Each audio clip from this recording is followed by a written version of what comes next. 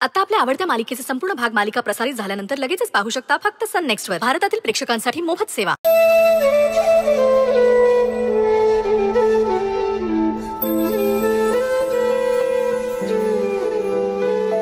मला ना सावीला भेटून खरंच खूप आनंद झाला. तिला भेटल्यावर ना माया जाणवली, आपुलकी जाणवली. नाही पण तो अंकित देशपांडे याच घरात राहतो. अंकित देशपांडे तुम्हाला काही करणार नाही याची जबाबदारी माझी.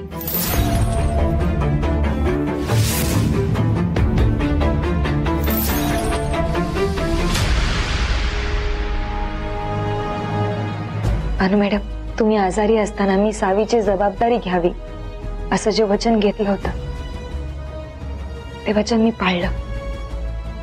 तुमच्या माघारी सावीची खूप काळजी घेतली. तरी पण मी तुमच्या शोधात होते. घरातले सगळे म्हणत होते की तुम्ही या जगात नाही आहात, पण मी हार नाही मानली. आणि आता बघा, तुम्ही मला भेटलात. आता सगळं ठीक होईल. हो, पण मला काहीच आठवत नाहीये. मी खरंच खूप आठवायचा प्रयत्न करते या सगळ्या गोष्टी, पण खरंच सांगते मला काही आठवत नाही हो यातलं. पण मॅडम, मला खात्री आहे तुम्हाला सगळं काही लख आठवेल. मला खात्री. फक्त आता तुम्ही रडायचं नाही. आपलं ठरलंय का नाही, हाची बात कोणाला घाबरायचं नाही. मी आहे ना. आता शांत समाधानाने झोपा. चला.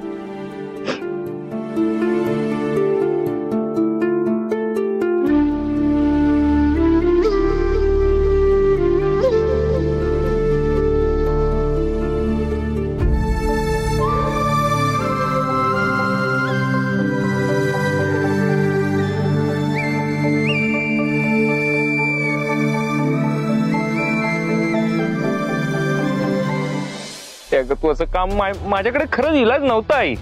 मी पूर्णपणे अडकलो होतो यात. तुला माहितीये सौदामिनीने काय केलं? तिने अनुला किडनॅप केलं. तिला सतत गुंगीची औषधं देत होती. तिचं म्हणणं होतं की तू जाऊन सुंदरी आणि धनंजयचं लग्न मोड, तर मी तुझ्या अनुला सोडते. काय करणार होतो आई? तू एक आई आहे, तू समजू शकते. मला माझी मुलगी हवी होती, मला माझी बायको हवी होती, मला आमचा एक सुखाचा संसार हवा होता. मला काही सुचलं नाही. मला जे योग्य वाटलं मी ते केलं आई. प्लीज मला समजून घे. बघ, तू पण जर माझ्यावर रागवशील तर मी कुठे जाऊ? नाही, आज अगदी हरल्यासारखं झालंय मला. एवढं चुकून सुद्धा तू तुझ्या कृतीचं समर्थन करतोय आदित्य. आज ना मला लाज वाटतीये. तुझी आई असल्याची लाज वाटते मला. आई हे बघ, मी माझ्या कृतीचं समर्थन करत नाहीये, पण माझा काय दोष आहे मला सांग तरी. माझं काय चुकलंय? मी माझ्या फॅमिलीचा विचार करतो, ही माझी चूक आहे? मी सावीचा विचार केला, मी अनुचा विचार केला, ही माझी चूक आहे का? आताही मला काळजी आहे. तिकडे सावी झोपली आहे रूम मध्ये.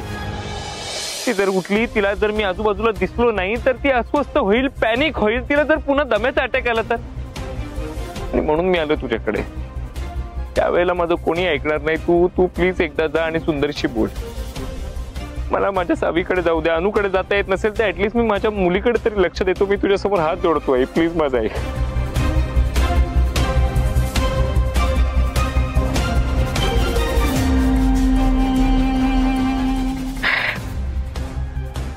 ठीक आहे, मी बोलते सुंदरीशी.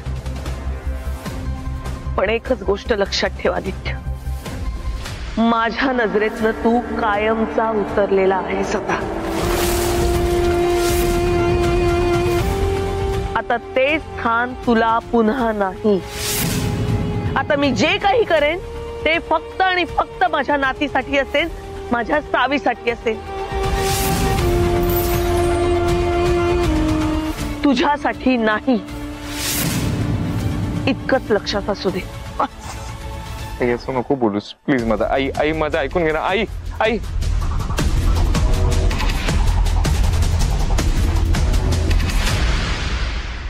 मंगल,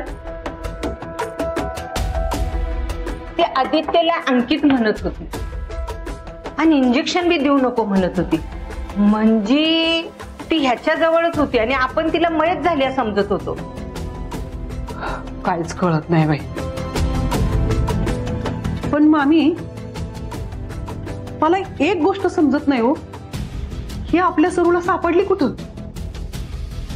पण एका अर्थीनं ती सापडली ते बरंच झालं बघा. कसे आता दोघी माई लेकींची भेट होईल आणि आपली सरू का नाही सावीच्या जबाबदारीतून मोकळी होईल बघा. छे ग, तिची अवस्था बघितलीस काय? अगं ती आपल्याला बी ओळखीत नाही आणि सावीची काय जबाबदारी घेणार ती? अहो मामी, आज ना उद्या कधी ना कधी तरी ती बरी होईलच ना. बघू पुढच्या पुढं. म्हणजे धनंजय, तुमच्या सांगण्यावरनं माझ्या असं लक्षात येत आहे की हा आदित्य फारच भयंकर आहे हो. म्हणजे आधी सावीवर प्रेम असल्याचं नाटक करत होता आणि आता तिचीच डाल करतोय ऍक्च्युली. आणि जेव्हापासून हे सगळं पाहिलंय ना, तर आता असं वाटतंय की या जगात काहीही होऊ शकतं. आता तुमच्या लक्षात येत आहे का धनंजय, ह्या सिच्युएशन मध्ये आता आदित्य, सावी आणि अनु एकत्र राहू शकतात. त्यांना सावीची सुंदरीवरची जबाबदारी जरा कमी होईल. पण म्हणजे तुम्ही आणि सुंदरी पुन्हा एकदा एकत्र येण्याचा विचार करू शकता. सो व्हायला तर पाहिजे.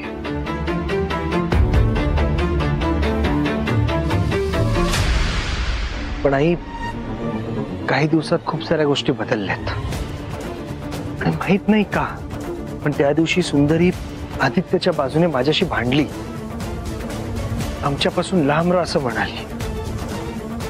तेच ऍक्च्युली मला जास्त हर्ट झालंय.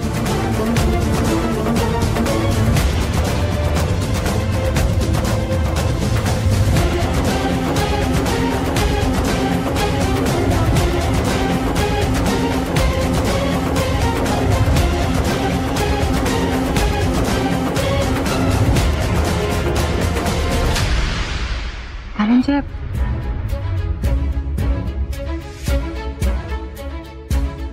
I'm fine.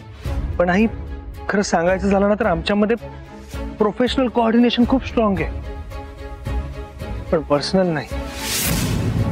माहित नाही तिच्या मनामध्ये काय, पण पुढे जाऊन आम्ही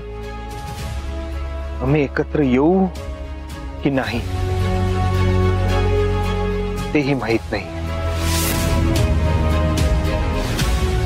असो, मी जरा माझ्या रूम मध्ये आहे. तुम्हाला जर काही लागलं तर मला आवाज द्या. धनंजय, सुंदरीच्या ह्या तोडून वागण्याचं कारण माहितीये मला. म्हणजे माझ्यामुळे वागते ती असं. तुमच्यामुळे म्हणजे?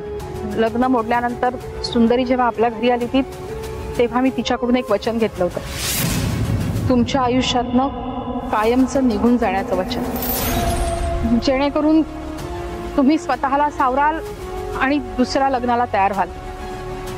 तुम्ही का केलं तसं? अहो, मी आणखी काय करणं अपेक्षित होतं धनंजय? भर मांडवात तुमच्याशी ठरलेलं लग्न मोडून त्या आदित्यचा हात धरून निघून गेली ती. तुम्हाला आणि आरोहला वाऱ्यावर टाकलं तिनं.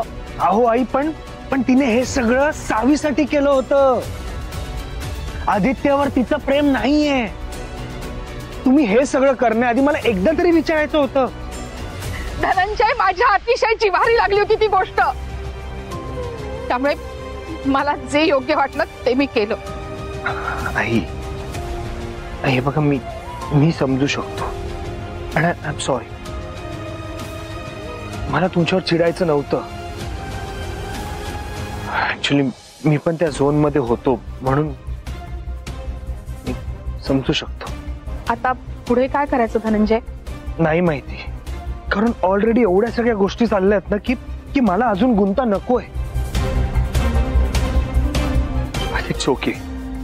ऍटलीस्ट मला कळलं तरी की सुंदरी अशी माझ्याशी तोडून का वागत होती. तुम्ही काळजी करू नका, सगळ्या गोष्टी ठीक होतील. मी माझ्या रूम मध्ये.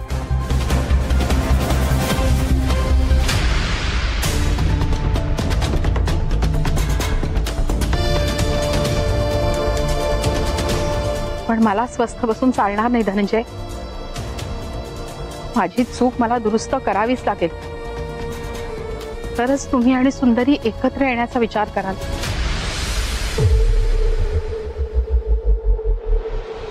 सरे, अनु मॅडमची अवस्था बघवत नाही ग सरे. काय काय सोचलं असेल त्यांनी.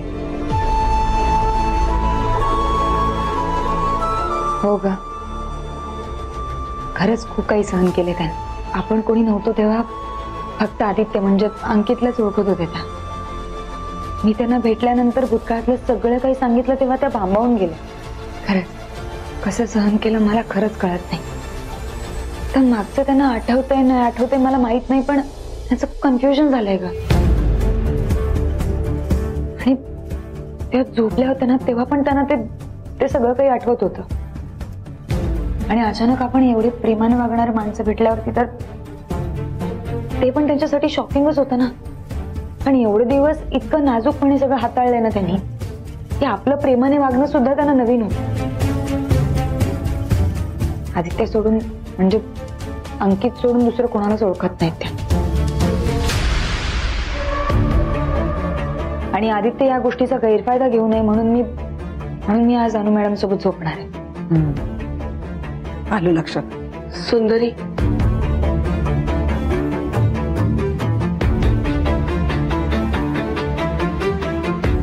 तुझ्याशी जरा बोलायचं होतं. मला प्लीज माफ कर. चुकलं ग माझं. मुलाच्या आंधळ्या प्रेमावर विश्वास ठेवला, पण माझ्या विश्वासाचा गैरफायदाच घेतला त्याने. मला माफ करशील? आई, का माफी मागताय? मी तुम्हाला आई मानते, त्यामुळे प्लीज असा हात नका जोडू. तुम्ही त्या आदित्यच्या कटकारस्थानाला बळी पडला. तुमचा याच्यात काहीच दोष नाहीये. प्लीज आई, असा सारखा हात नका जोडत जाऊ. तरी पण मला माफ कर. अजून एक बोलायचं होतं. गैरसमज नको करून घेऊ. म्हणायचं काय तुम्हाला? हल्ली सावी बाबांजवळ झोपते. बाबाच लागतो ना तिला. ठाऊक आहे ना तुला? आई, वाईट नका वाटून घेऊ, पण मी आता आदित्यवरती विश्वास नाही ठेवू शकत. कोमात असताना अनु मॅडमला जसं तो घेऊन गेला होता तसं सावी बाबतीत झालं तर वाटलं सर आई आणि आजी झोपतील सावीजवळ. आदित्यला झोपू देत गेस्ट रूम मध्ये. आई, वाटलं सर तुम्ही आणि आई झोपा सावीजवळ, पण मी आदित्यला तिथे झोपवून रिस्क नाही घेऊ शकत. प्लीज.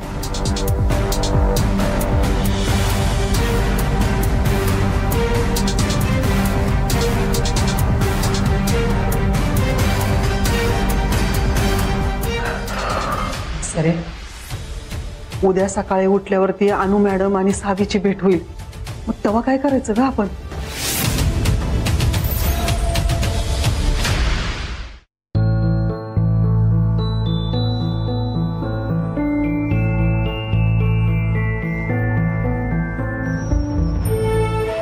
हॅलो, किती रडशील तू? काय करू तुम्ही सांगा. मला या सगळ्याचं का नाही खूप वाईट वाटते. अहो, सगळ्यात जास्त का नाही बिचारा सावीचं. हो, आतापर्यंत पोरगी का नाही बापासाठी तळमत होती हो, आणि आता तो भेटलाय तर ताटातूट व्हायची वेळ आल्या. सरू काय त्याला इथं थारा लागून द्यायची नाही. तो जर इथनं गेला का नाही तर ते पोरगी कोसळलो.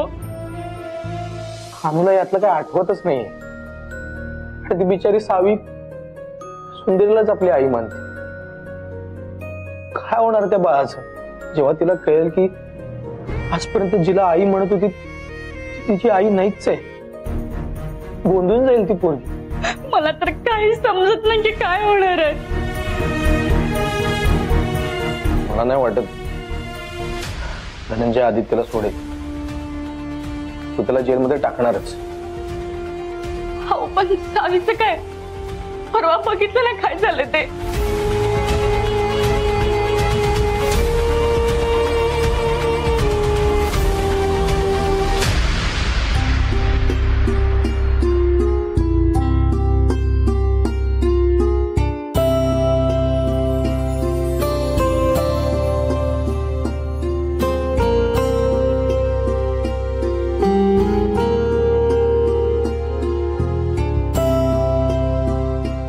किती समाधानाने झोपली माझी सावी.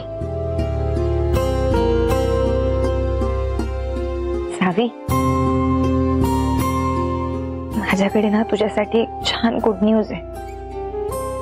तुझी खरी आई परत आली.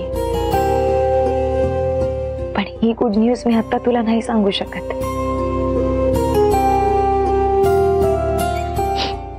नियतीचा खेळ किती अजब आहे बघ ना. तुम्ही दोघे एवढ्या जवळ असून सुद्धा तुमची भेट नाही होऊ शकत. पण तू काळजी नको करू सावी. आय प्रॉमिस मी हे घडवून आणेन. पण तोपर्यंत 4 भिंतीच्या बाहेर जे रामायण चाललंय ना त्याच्यापासून मला तुला सुखरूप ठेवायचंय.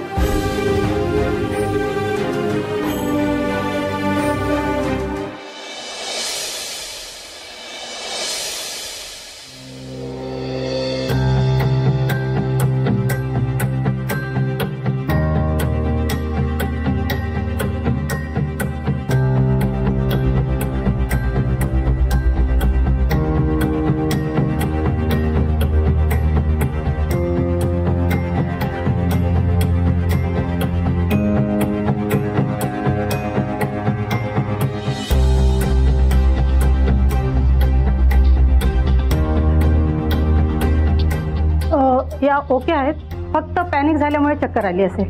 घाबरायसारखं काही नाहीये ना? कारण कारण काय?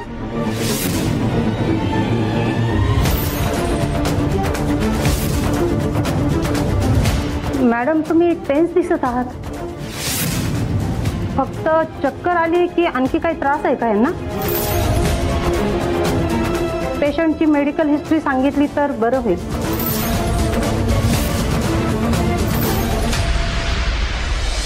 तसं नाही डॉक्टर, पण 6 वर्ष झाली त्यांची मेमरी गेलेली. त्यांना काही आठवत नाही. म्हणजे अल्झायमरचा त्रास आहे का यांना? नो डॉक्टर, अल्झायमर नाही, पण एक असा अपघात घडला होता ज्याच्यामुळे त्या कोमात गेल्या होत्या. आणि नंतर अशा बऱ्याच काही घटना घडल्या ज्यामुळे त्यांची मेमरी गेली. ओके, बरं यांच्यावर काही उपचार झाले आहेत का? नाही म्हणजे ते कळलं ना तर पुढे काय करायचं ते सांगू शकेल मी. खरं सांगायचं तर डॉक्टर माहित नाही.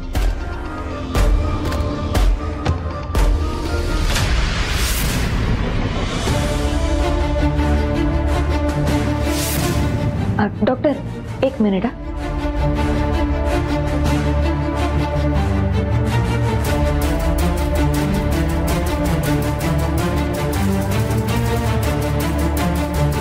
हॅलो अमित, आपल्या घराबाहेर जे इंजेक्शन सापडलं होतं त्याचे रिपोर्ट असेल ना तुझ्याकडे? प्लीज मला जरा ते पाठवशील का? हो, इमिजिएट. ओके.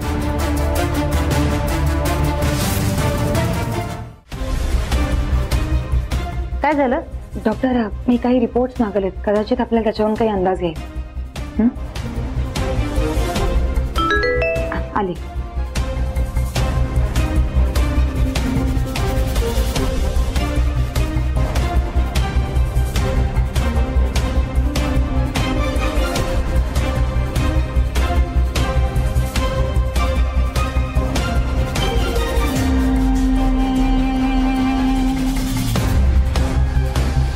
अहो, हे एका प्रकारचे ड्रग्स आहेत.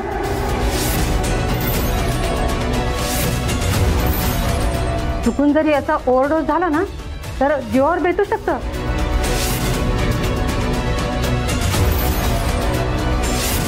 कोणाला मेमरी लॉस किंवा मेंदूबद्दल काही प्रॉब्लेम असेल आणि त्याला हे डोस सातत्याने दिले जात असतील तर त्याला काही आठवणं तर सोडाच, पण त्या व्यक्तीच्या मेंदूवरचा ताबा सुद्धा जाऊ शकतो.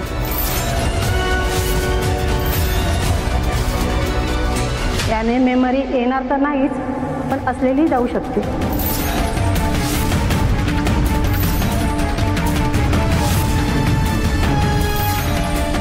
अरे माझ्या कर्मा. पण कोण देत होतं हे औषध त्यांना?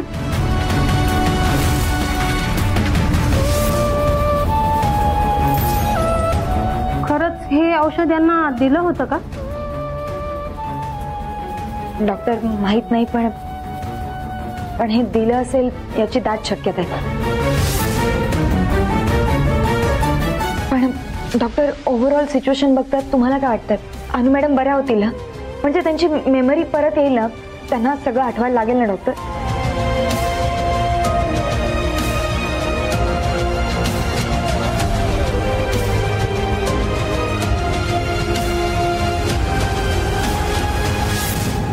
आपल्याला काही टेस्ट करावे लागतील. चांगल्या सायकॅट्रिस्टला अपॉइंट करावं लागेल. मुख्य म्हणजे जी ट्रीटमेंट चालू होती त्याचे डिटेल्स जर मिळाले तर मदत होईल. नाही मिळाले तर टेस्टचे जे रिपोर्ट्स येतील त्यानुसार आपण ट्रीटमेंट करू. एकूण पाहता मला असं वाटतं की अवघड आहे, पण अशक्य नाही. बास डॉक्टर, डॉक्टर म्हणजे काही करून ना यांची मेमरी परत यायला पाहिजे, म्हणजे आपोआप सगळं ठीक होईल बघा. नक्कीच, आपण सगळे प्रयत्न करू. Thank you doctor.